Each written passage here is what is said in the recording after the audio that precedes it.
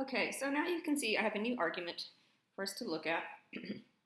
And what I want you to write at the top here is that this is an argument from hard determinism. And I'll probably have you add some other notes, or you could just say argument from hard determinism.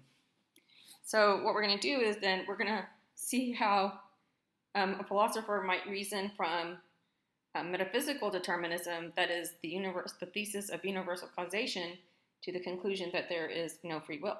So what you're going to do now is you're going to apply everything you've learned about clarifying arguments and accomplish that here. I'm not going to type out the answers or anything like that, but I will tell you that you need to make sure that you follow along with me.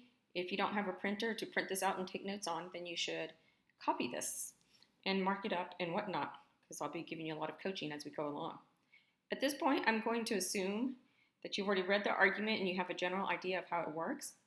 I think what I would like to do is start off by calling your attention to core concepts, fundamental and powerful concepts that inform the chain of reasoning, that is the logic from the premises which we assume to be true to the conclusion, which is supposed to be what we are trying to convince the reader or the listener of.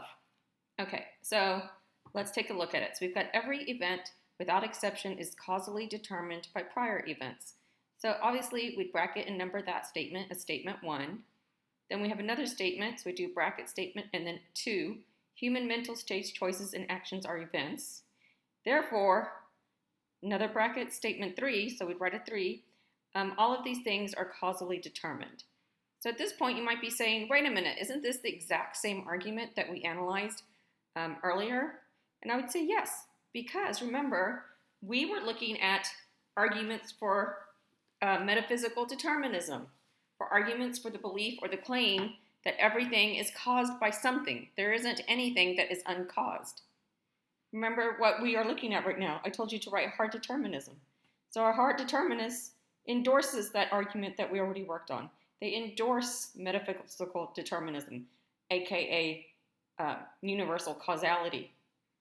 But notice how the hard determinist doesn't stop there, because again, this argument here that consists of statements 1 through 3, that there in and of itself says nothing about free will. It's just talking about causality. Now, when we look at this next statement, statement 4, causality is incompatible with free will. Now we see the hard determinist is taking the determinist or the metaphysical determinist reasoning and elaborating on it, teasing out the implications of metaphysical determinism for the belief that we might have that there is something called free will. So statement 4 is causality is incompatible with free will. In other words, it cannot be true at the same time that everything is caused and we act freely. Those two things cannot be true at the same time. So this is what I would call metaphysical incompatibilism. We are able to infer that, and then so this would be the next statement. I believe it's statement 5, but you make sure that I've tracked the numbers correctly and that you track the numbers correctly. There is no such thing as free will. All right, so now that we know where the statements are, let's go in within each statement and do a close reading in terms of what are the words that name fundamental and powerful concepts in thinking through the notion of causality and free will like a philosopher. So, of course, as we did with the other version of this argument, we'd put triangles over all of the same words. But what about here? If we were doing this by hand, what would I put triangles over now that I have this new line of reasoning? I'd put it over causality, and I definitely put it over incompatible, and then I definitely put it over free will, a triangle kind of like right here, extending to free will. So this is where we see now in this lesson someone connecting the idea of free will to the idea of metaphysical determinism. From this, they infer what? There is no such thing as free will, so of course you put a triangle over that. So this argument, this reasoning, does have something to say about free will in relation to everything being caused. Everything being caused was by the speaker or the writer thought to be established by the first 3 statements. So you've got that premise, and then this conclusion right here. But then, of course, what they do is this conclusion right here works together with this statement right here. So at first this is a conclusion following from statements 1 or 2, but now it's going to function as a premise. Statement 3 will function as a premise in conjunction with statement 4, which is going to be another what? Look at the word because. Because typically tells you a premise is coming. And then we see a conclusion indicator, which is we are able to infer that. So this must be a conclusion as well. So if this first function, if statement 3 first function as a conclusion at some point, no, let's put it this way. If statement 3 functions at some point in the argument as a conclusion and at some point in the argument also as a premise, then we know that this must be a what? Subconclusion. This right here, it only has one function, a premise, just like the first two statements. But then we see another conclusion is drawn based on everything else we see in here. So we know that just by reading this and thinking about definitions of argument, complex argument, subconclusions, and whatnot, that this must be the final conclusion in this argument. And indeed, that's what it is. The speaker is showing us how his consent to or belief in metaphysical determinism, that is universal causation, leads him to conclude that there is no such thing as free will. So now we have an argument about free will. In the arguments that we've already analyzed for this week, nothing was talking about whether free will was a possibility. It was just about causality. But now in this argument, what we're doing is we're getting an argument against the idea that there is such a thing as free will, but it's based on determinism, of course. So statements 1 through 3, metaphysical determinism is what I meant to say. And then here, with these last two statements, we get the hard determinists teasing out metaphysical determinism to tell us what they think about the reality of free will. All right, so I've given you clues, and don't forget that I've always told you that if I give you a complex argument, which this is, I'll always put the final conclusion last. Okay, so I encourage you to try doing the pattern and the diagram. You might get some extra points if you do that. Make sure you realize that what this shows is a hard determinist using metaphysical determinism or causal universal causation to argue that there is no such thing as free will. The thing that I also want you guys to keep in mind is that the compatibilist, what I call the soft determinist, also endorses statements 1 through 3.